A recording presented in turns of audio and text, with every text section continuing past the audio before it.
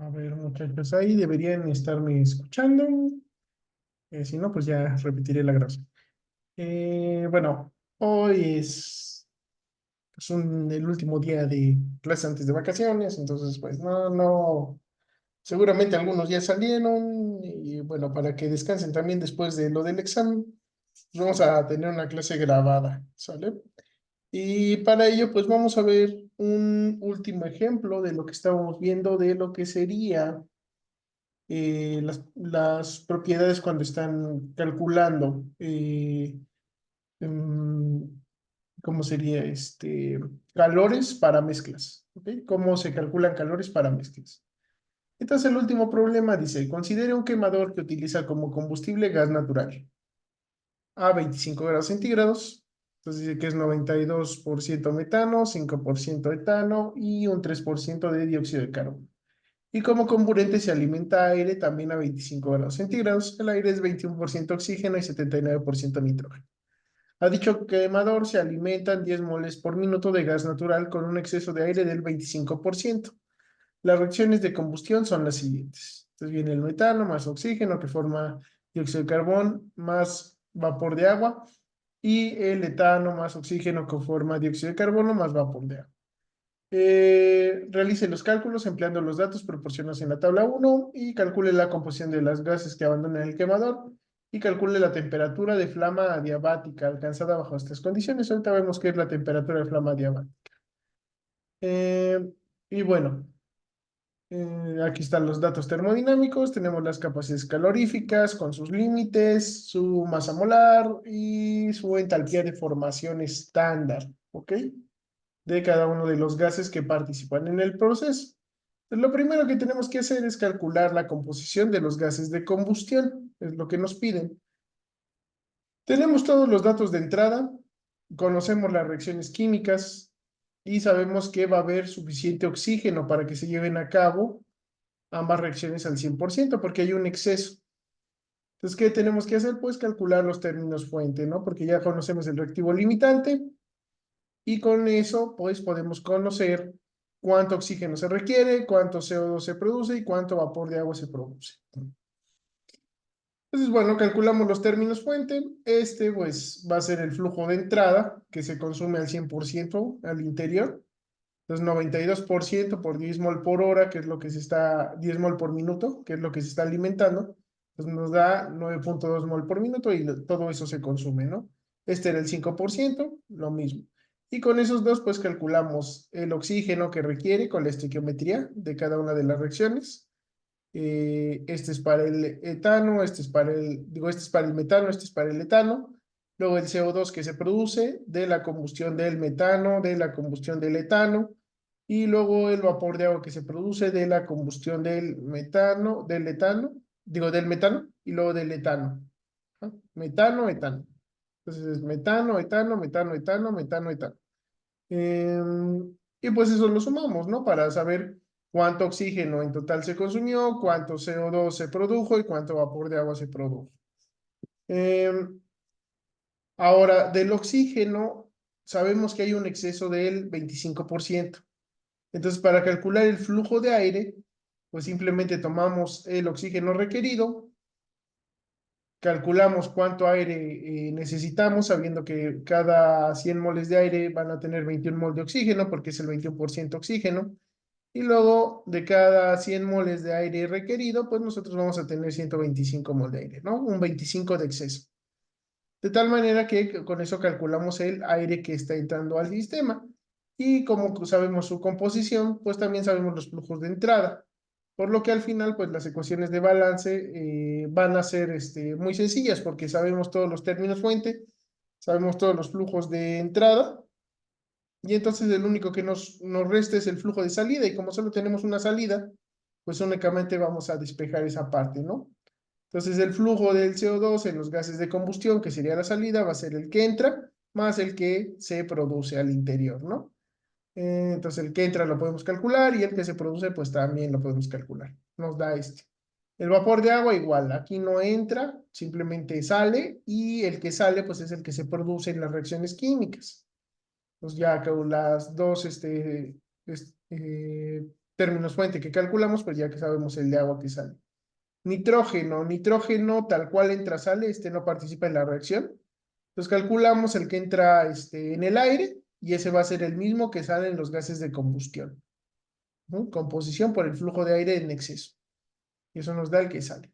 El de oxígeno, aquí sí hay un remanente de lo que entra, va a salir una parte porque tenemos un exceso, entonces no va a ser exactamente igual la entrada a los términos fuente, así que pues tenemos que hacer el balance, entonces sabemos que el oxígeno que sale va a ser el que entra, más lo que se consume en los términos fuente, ¿no? Que sería negativo.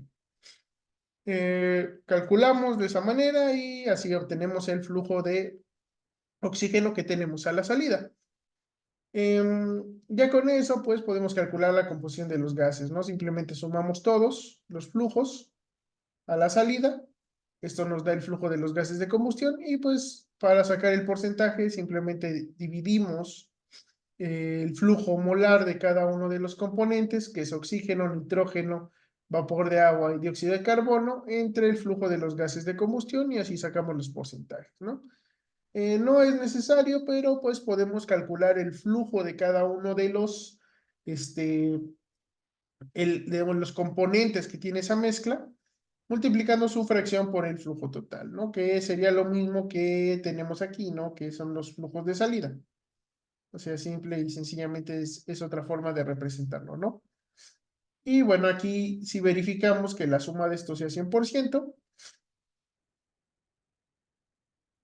y pues con eso ya tendríamos resuelto la parte del balance de materia, ¿no? Que es el primer inciso, que es cuál es la composición y el flujo del gas que abandona el quemador, ¿no? Y necesitamos ahora la temperatura de flama diabática. La flama diabática es un cálculo en el cual nosotros, considerando el calor de combustión, calculamos la temperatura que alcanzan los gases producto de esa combustión, es decir, partimos de lo que serían nuestros reactivos a temperatura ambiente, calculamos el calor de reacción y lo igualamos al calor sensible que van a tener los productos. De manera que todo el calor vamos a considerar que se usa para que los productos se calienten, ¿no? Al final, simplemente necesitamos hacer dos cálculos, igualar el calor de reacción al calor sensible. Y no consideramos pérdidas de calor, por eso decimos que es temperatura de flama diabática. Sería la temperatura más alta que alcanzarían la llama si no hubiera pérdidas de calor. Eso es lo que estamos calculando. Entonces, bueno, primero partimos calculando lo que serían las reacciones, ¿no? Que tenemos originalmente. Y en este caso tenemos dos combustiones, la del metano y la del etano. Entonces, para el metano, eh, la estequiometría es 2 moles de agua y 1 de CO2 que se producen a partir de 1 mol de metano y 2 de oxígeno, ¿no? Entonces simplemente multiplicamos el calor de formación estándar de cada uno de los compuestos por la cantidad estequiométrica que tenemos en la reacción y entonces así obtendríamos el calor de reacción, ¿no? Entonces es importante señalar que esto pues, no es una propiedad, eh, es una propiedad que depende de la cantidad de sustancia que nosotros estemos reaccionando, ¿no? Es una cantidad que depende de eso. Entonces, este calor de reacción está asociado a uno de estos componentes, ya sea, tenemos que calcularlo por cada mol de vapor de agua, por cada mol de CO2, por cada mol de metano, por cada mol de oxígeno. En este caso, pues, ¿qué nos conviene?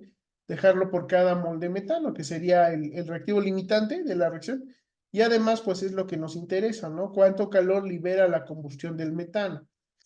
Entonces, bueno, simplemente es calor de formación por el coeficiente estequiométrico de productos menos el de reactivos, ¿ok? Y así obtenemos el calor de reacción. Entonces, este sería el del metano y el del etano, pues se calcula igual, ¿no? Nada más que aquí los coeficientes estequiométricos son distintos. Ajá. Y bueno, este calor pues no lo estamos considerando antes, ¿no? Que es el etano. Igual lo dejamos por cada mol de etano, ¿no? Y para calcular el calor, entonces ahora sí multiplicamos eso que acabamos de calcular, que en este caso lo convertí a calorías multiplicándolo por 1000, ¿no? Por el flujo molar, porque este calor está asociado a la cantidad de sustancia que reacciona. Eso es muy importante porque normalmente, no sé por qué, como que no lo ven tan a detalle, pero sí es importante que no va a ser el mismo calor de reacción que tuviéramos por 1 mol al que tenemos por 10 moles, ¿no? Entonces hay que multiplicarlo por el flujo molar o por la cantidad de sustancia en caso de que no estemos haciendo un proceso continuo, sino por lotes, entonces sería por los moles, ¿no? Sí, hay que multiplicarlo. Entonces tenemos 9.20 moles de metano, tenemos 0.5 moles de etano. Vean que aquí le puse un signo negativo, ¿no? ¿Por qué tiene este signo negativo? Porque este calor es de entrada. La reacción es exotérmica. Ujú. Es decir, va a liberar energía. Por eso tiene un signo negativo, el calor de reacción. Pero yo en el proceso ese calor lo voy a aprovechar. Entonces va a tener un signo negativo porque yo lo quiero ver desde el punto de vista del proceso. Entonces este calor es positivo, es un calor que entra al sistema mediante la reacción química. Y bueno, lo calculamos de esta manera. Y este lo vamos a igualar al calor sensible que tienen los gases productos de la combustión. ¿Cuáles son los gases productos de la combustión? Pues es lo que calculamos aquí arriba. A partir de la reacción se generan estos gases y esta mezcla gaseosa que tenemos al final es lo que se va a calentar. Entonces ya hicimos el balance de materia y justamente sabemos que tras la reacción se genera eso y luego se calienta. El balance de energía lo que no nos daba es esta temperatura. Si sabíamos la composición, no sabemos a qué temperatura llega. Para saber la temperatura, hacemos este cálculo de energía que ahorita vamos a ver a detalle, ¿no? Entonces, bueno, este calor pues puede ser el flujo molar por la integral del Cp de mezcla, como ya lo habíamos visto, siendo el Cp de mezcla la suma de la fracción por el Cp. También podemos calcularlo como el Cp total, la integral del Cp total, siendo el Cp total el flujo molar de cada sustancia por el Cp. Vean que aquí es la fracción y este el flujo. Entonces, este que es la fracción todavía se multiplica por el flujo de la mezcla. Este de aquí ya no se multiplica por el flujo de la mezcla porque ya lo está considerando que es un flujo. Alternativamente, pues también podríamos calcular el de cada uno de ellos individualmente. Ujú. El CP la entalpía del nitrógeno, del oxígeno, del agua, del CO2, pero pues llevaría un poco más de tiempo, ¿no? Sí podríamos hacerlo y luego sumarlo, pero en este caso pues vamos a considerar uno de estos dos. Específicamente vamos a usar el CP total, ¿no? Es otra forma de trabajar lo que serían las propiedades de una mezcla y para eso pues necesitamos el CP total. Entonces el CP total va a ser el flujo de salida de cada uno de los componentes de los gases de combustión por su CP. Simplemente lo multiplicamos, el flujo por el Cp, vamos sumando y obtenemos lo que es el Cp total. ¿Ok? Esa parte pues es sencillita, ¿no?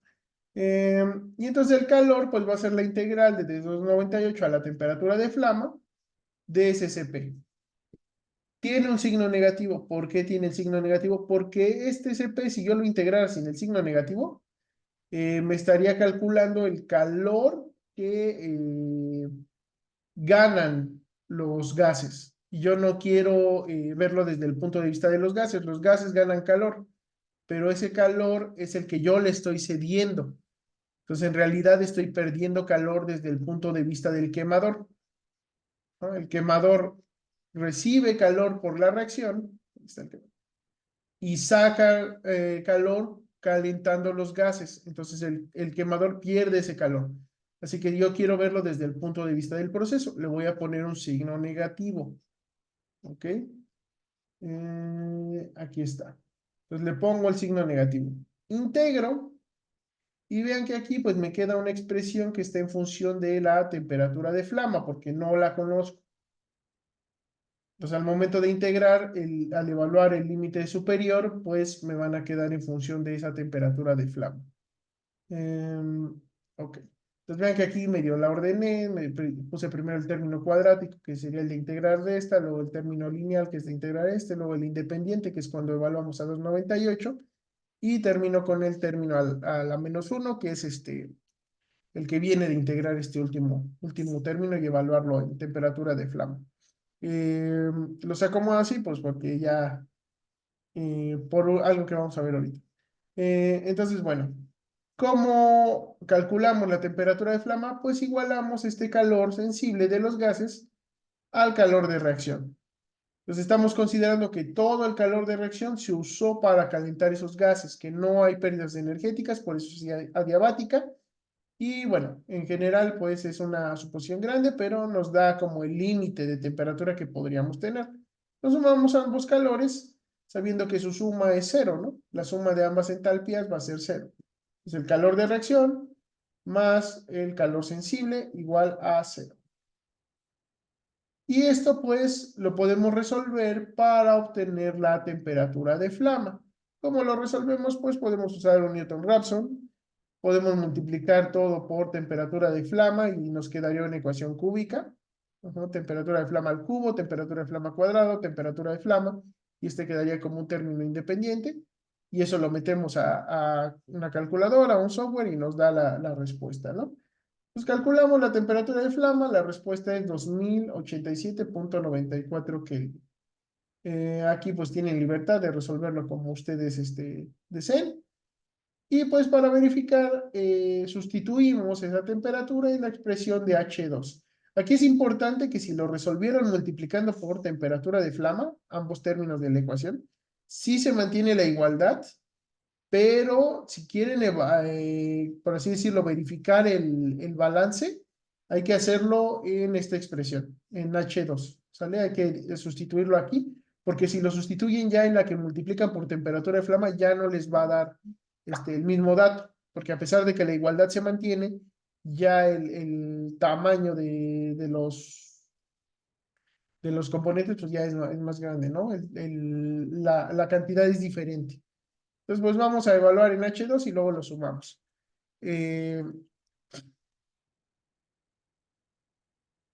Evaluamos, nos da este calor y sumamos H1 más H2.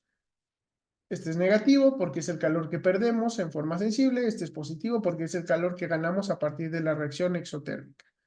La suma pues me da este pequeño desbalance que prácticamente es cero. ¿Por qué? Porque estamos manejando cantidades que son millones de calorías, casi 2 millones de calorías por minuto, pues tengo un desbalance de -6. Es muy pequeño en comparación con las cantidades que estamos manejando. ¿Cuánto es suficiente? Pues más o menos piensen que un 1% de desbalance todavía es aceptable. Este es menos del 1%. Vamos a considerar que se cumple, ¿no?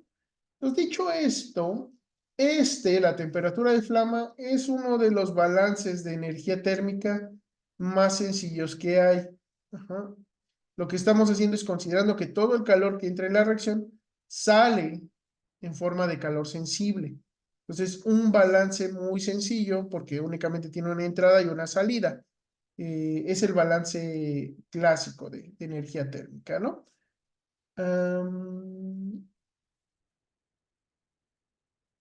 Pues dicho eso, pues nos habíamos quedado en el diagrama de Sankey, así que decidí pues em, complementar un poquito la presentación, ¿no? Y al igual que teníamos en los balances de materia, una metodología que nos permitía resolver los problemas, pues en energía térmica también podemos desarrollar una metodología que nos permita resolver la mayoría de los problemas, ¿no? Pues lo primero que tenemos que considerar es que vamos a tener que resolver el balance macroscópico de materia. Se tiene que cumplir sí o sí la ley de conservación de la materia. En caso de que no haya balance que resolver, sino que nos den como los datos de entrada y salida, tenemos que verificar que se cumpla el balance de materia, ¿no? Que todo lo que entra sea igual a lo que sale. Entonces, esta parte, pues, no la vamos a olvidar, ya viene como anclado. De hecho, hay veces que el balance de materia viene anclado al de energía, o sea, los dos tienen que resolverse de manera simultánea. En ese caso, pues, tendríamos que también obtener las ecuaciones del balance de materia, ¿no? Y la ecuación de energía, pues sería una ecuación adicional para resolver.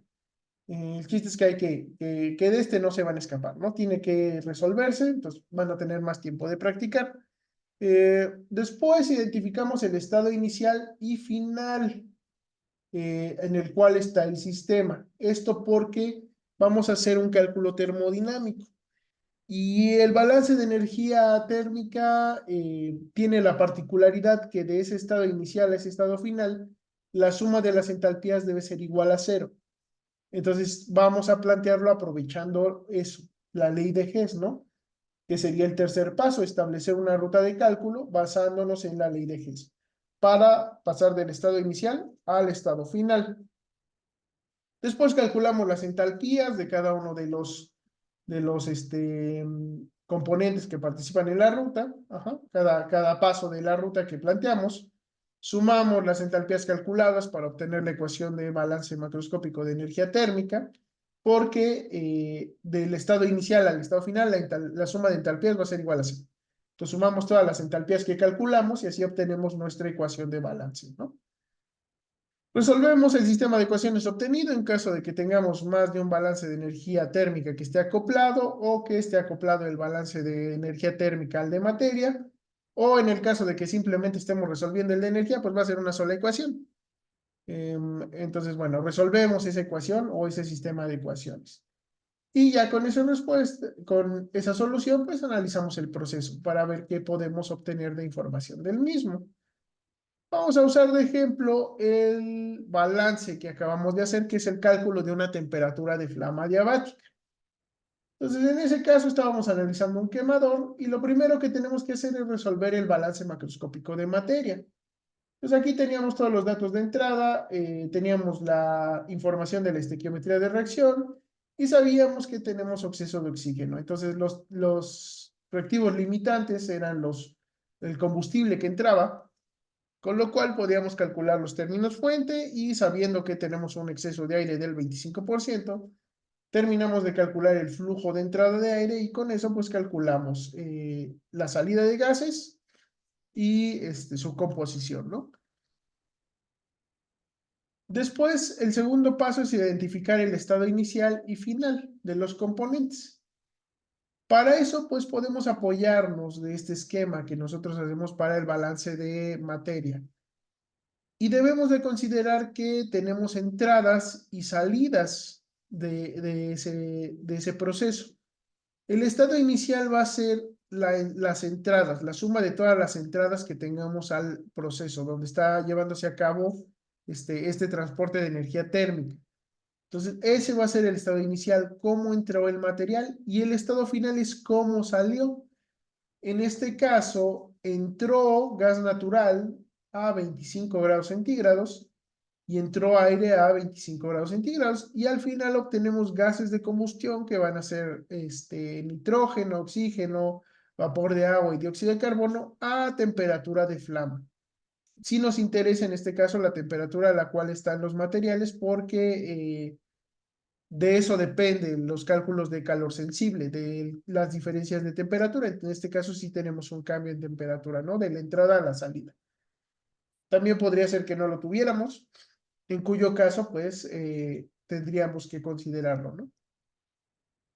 Entonces, identifiquen las entradas, identifiquen las salidas, y la suma de las entradas es el estado inicial y la suma de las salidas es el estado final. Aquí tenemos solo dos entradas y una salida.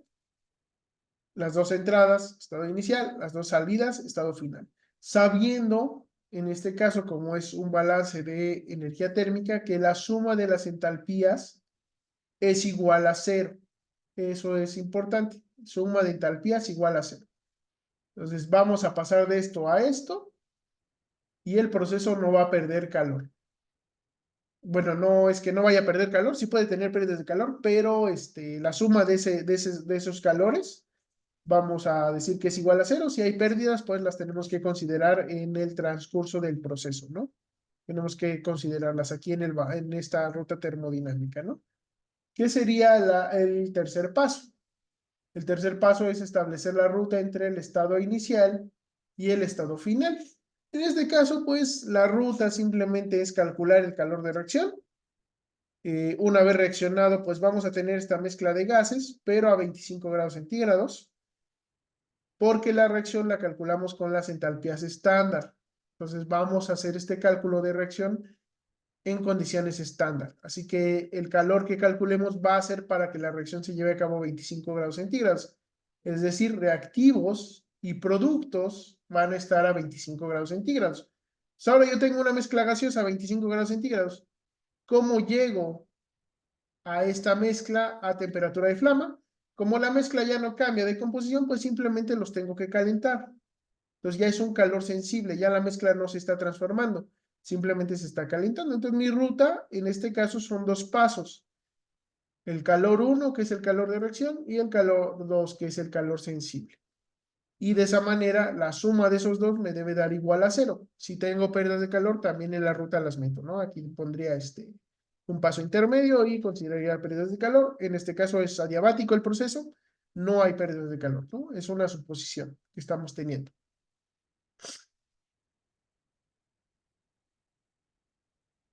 Y bueno, el cuarto paso sería calcular las entalpías. Eh, Aquí tenemos dos, que es el calor de reacción, que como vimos, pues se calcula tanto para la reacción 1, que es la del metano, como la reacción 2, que es del etano, y multiplicamos por sus flujos, ¿no? Porque esta cantidad de calor depende de cuánto combustible pues estamos quemando, ¿no? Y bueno, les puse su signo negativo porque a nosotros nos interesa desde el punto de vista del quemador, eso es importante. Entonces, este calor es positivo, es calor que entra. Esta reacción nos está dando calor que nosotros podemos aprovechar para el proceso. Y después, pues, calculamos el calor sensible de los gases productos de la combustión. Aquí, pues, había tres opciones. Una, calcular el de cada gas. Otro, hacer el CP de mezcla. Y al final integrarlo y multiplicarlo por el flujo de los gases de combustión, o como hicimos, calcular el CP total y simplemente integrarlo. Entonces aquí trabajamos la mezcla como un CP total, que sería el flujo molar por el CP de cada uno de los componentes, y de esa manera obtenemos esta expresión, y para calcular el calor, pues simplemente la integramos desde 298 hasta la temperatura de flama. ¿Ok? Pues tenemos aquí. Y de esa manera obtenemos el calor 2, que va a estar en función de la temperatura de flama, porque no la conocemos hasta este punto. Entonces, ¿cuál va a ser el paso 5? Sumar las entalpías sabiendo que es igual a cero, ¿no? Su suma, que es lo que estamos planteando aquí desde este paso. Pues planteamos la ruta para que la suma de las entalpías sea cero. Aquí únicamente son dos entalpías. Pues sumamos el calor de las reacciones al calor de sensible. Entonces aquí es importante que recuerden que el calor sensible pues tiene un signo negativo. Y tiene un signo negativo porque yo no quiero saber cuánto calor ganaron los gases de combustión. Quiero saber cuánto calor le cedió el quemador a esos gases de combustión. Pues tenemos un signo negativo, este calor es negativo. Y el de reacción pues es positivo, a pesar de que la reacción es exotérmica. Nosotros pues queremos saber cómo aprovechamos ese calor. ¿Okay? Desde el punto de vista del quemador es calor que yo gano.